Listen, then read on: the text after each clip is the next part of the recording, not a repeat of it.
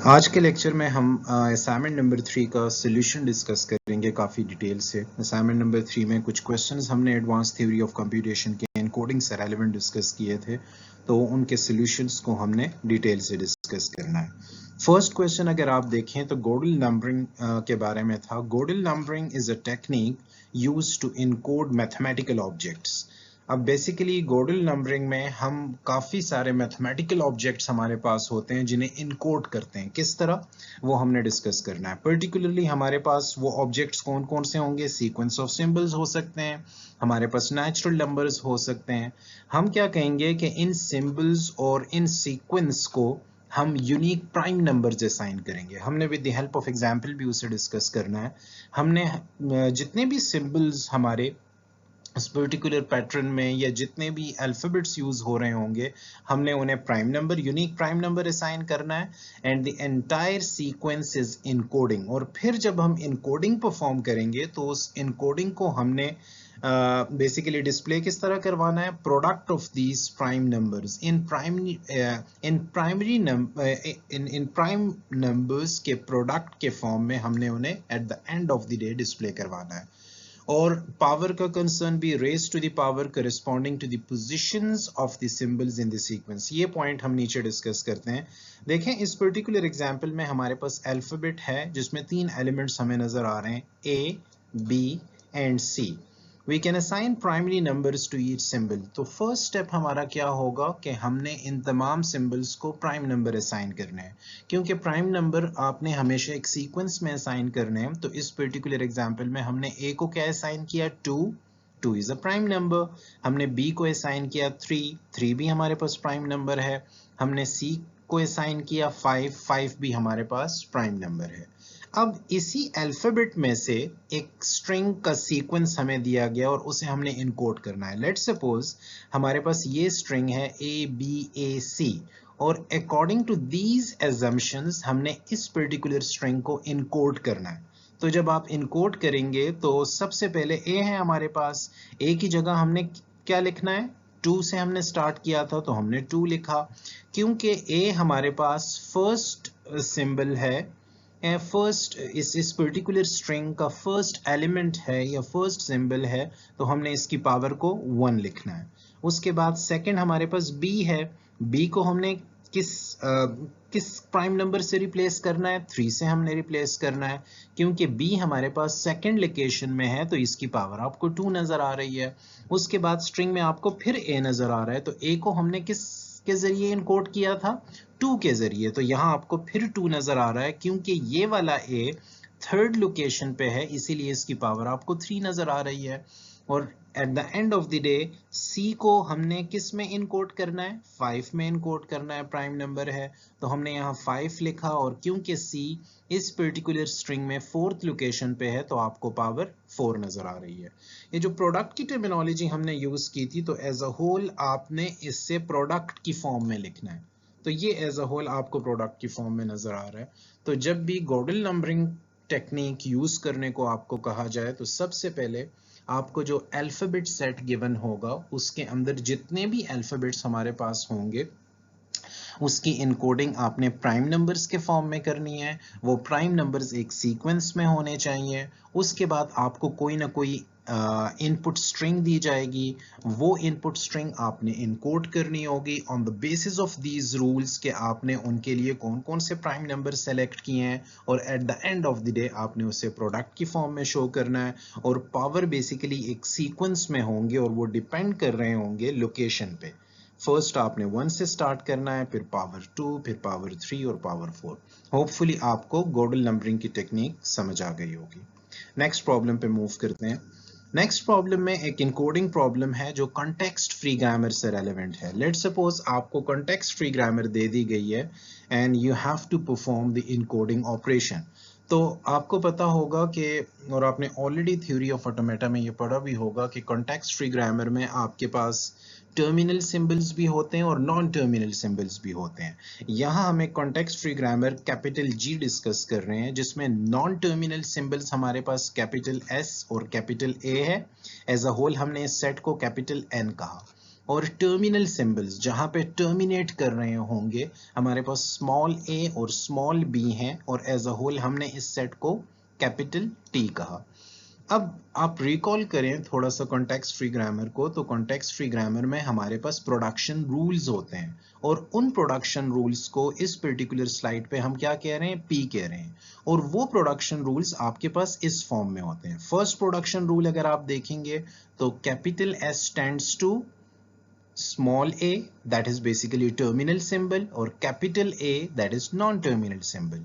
second production rule अगर आप देखेंगे capital A tends to capital S that is basically non-terminal symbol और small b that is terminal symbol। third production rule अगर आप देखेंगे तो capital A tends to B और small b हमारे पास टर्मिनल सिंबल है। ये ऑलरेडी हम डिस्कस कर चुके हैं कि कौन कौन से टर्मिनल सिंबल्स हमारे पास होंगे और कौन कौन से नॉन टर्मिनल सिंबल्स होंगे। उन टर्मिनल्स और नॉन टर्मिनल सिंबल्स की बेस पे हमने प्रोडक्शन रूल्स एक्सट्रैक्ट किए। स्टार्ट सिंबल हमारे पास कैपिटल S है, इसीलिए प्रोडक्शन रूल अगर आप देखेंगे तो फर्स्ट प्रोडक्शन रूल आपके पास कैपिटल S से ही स्टार्ट हो रहा है। अब हमने इनकोडिंग ऑपरेशन परफॉर्म करना है। इनकोडिंग ऑपरेशन परफॉर्म करने के लिए हमारे पास दो चीजें हैं, एक नॉन टर्मिनल सिंबल्स हैं और एक टर्मिनल सिंबल्स हैं। सबसे पहले हम नॉन टर्मिनल सिंबल्स के लिए नंबर्स का इंतखाब करते हैं। कैपिटल S को हम 1 से डिनोट करेंगे और कैपिटल A को हमने 2 से डिनोट करना है। इसी तरह हमने अब टर्मिनल सिंबल्स के लिए कुछ नंबर डेडिकेट करने हैं। स्मॉल a को भी हमने 1 से डिनोट करना है और स्मॉल b को भी हमने 2 से डिनोट करना है। आप ये डिफरेंट भी कर सकते हैं, यहाँ मैंने सेम नंबर से बेसिकली इन्हें इनकोड किया है। Now productions can be encoded as tuples. याद रखें कॉन्टेक्स्ट फ्री ग्रामर में हमारे पास प्रोडक्शन रूल्स होते हैं, आप उन्हें प्रोडक्शंस भी कह सकते हैं, और उन प्रोडक्शंस को जब आप इनकोड करेंगे तो in the form of tuples, in the form of records आपने करना है। लेट्स सपोज हमारे पास ये प्रोडक्शन रूल है, capital S tends to small a और कैपिटल A। अब जब हमने इसे इनकोड करना है तो सबसे पहले देखें, ये चीज हम ऑलरेडी डिस्कस कर चुके हैं कि प्रोडक्शन रूल्स को हमने टुपल की फॉर्म में इनकोड करना है। तो कैपिटल S के लिए हमने क्या इनकोडिंग यूज की थी, नंबर 1, तो यहाँ आपको 1 नजर आ रहा है। उसके बाद इस पर्टिकुलर प्रोडक्शन रूल में स्मॉल a आपको नजर आ रहा है, तो स्मॉल a के लिए भी हमने 1 यूज किया था, तो आप यहाँ टुपल की फॉर्म में 1 लिखें। और उसके बाद प्रोडक्शन रूल में आपको कैपिटल A नजर आ रहा है जो कि नॉन टर्मिनल सिंबल है, और कैपिटल A के लिए हमने 2 यूज किया था, तो आपने 2 यहाँ लिख लेना है। तो इस प्रोडक्शन रूल को जब आप इनकोड करेंगे तो आपके पास टुपल की फॉर्म में जो रिजल्ट आएगा वो 1 1 2 आएगा। इसी तरह आप सारे प्रोडक्शन रूल्स को इनकोड कर सकते हैं। होपफुली आपको CFG से रेलेवेंट इनकोडिंग प्रॉब्लम की समझ आ गई होगी। नेक्स्ट एक इनकोडिंग प्रॉब्लम है जो कि ट्यूरिंग मशीन से रेलेवेंट है। अब ट्यूरिंग मशीन की फॉर्मल डेफिनेशन भी हमने देखी, हाई लेवल पे भी डेफिनेशन देखी, और इम्प्लीमेंटेशन लेवल पे भी हम इसकी डेफिनेशन डिस्कस कर चुके हैं। ये बेसिकली कुछ फॉर्मल डेफिनेशन की फॉर्म में कुछ टर्मिनोलॉजीज यहाँ बताई गई हैं। जब हम नंबर ऑफ ट्यूरिंग मशीन के नंबर ऑफ स्टेट्स का जिक्र करते हैं तो कैपिटल Q बेसिकली एक सेट हम कंस्ट्रक्ट कर रहे होते हैं, और इस सेट में हमारे पास 3 एलिमेंट्स हैं, Q0, Q1 एंड Q2। एक अल्फाबेट हमारे पास होता है, टेप अल्फाबेट भी हम इसे कहते हैं। टेप अल्फाबेट में हमारे पास 3 एलिमेंट्स हैं, 0, 1 और कैपिटल B। कैपिटल B हमारे पास ब्लैंक सिंबल को डिनोट कर रहा है। तो ट्यूरिंग मशीन हम ऑलरेडी डिस्कस कर चुके हैं काफ़ी डिटेल से। तो ब्लैंक सिंबल का आपको पता होगा कि जब हम इसे कंस्ट्रक्ट करते हैं तो हमें इसकी ज़रूरत किस तरह पड़ती है। एक हमें इनपुट अल्फ़ाबेट की भी ज़रूरत पड़ेगी, तो इनपुट अल्फ़ाबेट को हम हमेशा सबमिशन से डिनोट करते हैं, और स्ट्रिंग जो हमारे पास होगी वो 0 और 1 के फॉर्म में होगी। ट्रांजिशन फंक्शन के लिए हम ये वाली नोटेशन यूज़ करते हैं। अब जब स्टेट्स हमारे पास Q0, Q1 and Q2 given है, तो Q0 को हमने स्टार्ट स्टेट कहा, Q2 को हमने एक्सेप्ट स्टेट कहा, Q1 को हमने रिजेक्ट स्टेट कहा। तो इन तमाम प्रॉपर्टीज को आपने याद रखना है। अब हम इन पे इनकोडिंग ऑपरेशन परफॉर्म करेंगे। जब आप इस पे इनकोडिंग ऑपरेशन परफॉर्म करेंगे तो उससे पहले आपने कुछ सर्टेन एजम्पशंस करनी है। तो वो एजम्पशन क्या है कि Q0 को हम 0 से, Q0 is basically one of the state, start state है हमारे पास, उसे हम 0 से डिनोट करेंगे। Q1 को हम 1 से डिनोट करेंगे, Q2 को हम 2 से डिनोट करेंगे। उसके बाद हमने टेप अल्फाबेट को भी रिप्रेजेंट करना है। टेप अल्फाबेट में हमारे पास 0, 1 और कैपिटल B है, तो 0 को हम 0 से ही डिनोट करेंगे इस इनकोडिंग के प्रोसेस में, 1 को हम 1 से डिनोट करेंगे और जो ब्लैंक सिंबल है कैपिटल B उसे हम 2 से डिनोट करेंगे। ये दोनों चीज़ें बहुत इंपॉर्टेंट हैं क्योंकि ट्रांजिशन जो ट्यूरिंग मशीन कैपिटल M है, ट्यूरिंग मशीन आपके पास होती है तो उसमें स्टेट्स होते हैं आपके पास और टेप अल्फाबेट होता है। तो स्टेट्स, नंबर ऑफ स्टेट्स जो हमारे पास थे और अल्फाबेट्स जो हमारे पास टेप अल्फाबेट थे, उन्हें हमने उनके लिए सुटेबल assumptions हमने कर लिए। अब हमने transitions can be encoded as tuples, जिस तरह कॉन्टेक्स्ट फ्री ग्रामर में हम इनकोड टुपल की फॉर्म में करते थे, इसी तरह ट्रांजिशंस जब यहाँ परफॉर्म होंगी ट्यूरिंग मशीन में तो उसे भी हम टुपल्स की फॉर्म में ही इनकोड करेंगे। लेट्स सपोज एक ट्रांजिशन फंक्शन है जो Q0 स्टेट पे ऑलरेडी है, इनिशियली Q0 स्टेट पे है और Q0 स्टेट पे 0 इनपुट आने पे वो Q1 स्टेट पे जा रहा है और 0 को रिप्लेस कर रहा है 1 से और हेड उसका राइट साइड पे मूव हो रहा है। तो सबसे पहले देखें Q0 के लिए हमने क्या सिंबल यूज किया था, 0, तो ये Q0 आपने इस टुपल में 0 के फॉर्म में लिख देना है। फिर 0 इनपुट है हमारे पास तो 0 के लिए हमने 0 यूज किया था, तो अब आप देखें 0 को आपने इस टुपल में 0 से रिप्लेस करना है। उसके बाद Q1 है हमारे पास, Q1 के लिए हमने 1 यूज किया था तो Q1 को 1 से रिप्लेस करना है हमने। उसके बाद 1 है तो 1 को हमने 1 से ही रिप्लेस किया था, तो 1 की जगह आपने टुपल में 1 ही लिख देना है। और कैपिटल R क्योंकि हेड की मूवमेंट के बारे में, कैपिटल R राइट साइड की मूवमेंट होती है और कैपिटल L लेफ्ट साइड की मूवमेंट होती है, तो उसे हम कैपिटल R ही लिखेंगे। तो this is basically the output that is in the form of tuple. जब हम इनकोडिंग परफॉर्म करेंगे तो हमारे पास ये आउटपुट आएगा। तो होपफुली इनकोडिंग जब आप ट्यूरिंग मशीन पे अप्लाई करेंगे तो इस प्रोसेस को आप समझ गए होंगे।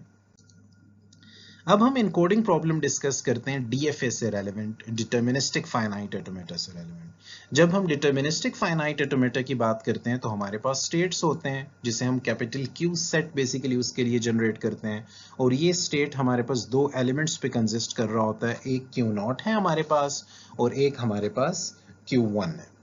अब अल्फाबेट को हमने सबमिशन का सेट हम उसके लिए जनरेट करते हैं और इस पर्टिकुलर अल्फाबेट सेट में हमारे पास A एक एलिमेंट है और एक स्मॉल b एलिमेंट है।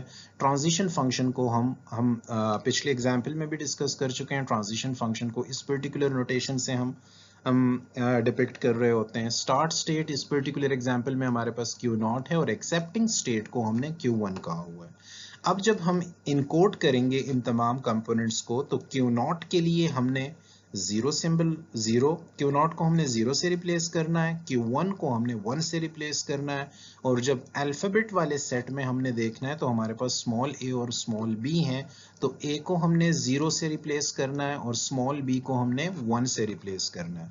Transitions can be encoded as tuples, तो याद रखें अगर वो कॉन्टेक्स्ट फ्री ग्रामर हो या ट्यूरिंग मशीन हो या डीएफए हो, तो जब आप इनकोडिंग अप्लाई करेंगे तो इनकोडिंग के बाद आउटपुट आपके पास टुपल की फॉर्म में आना है।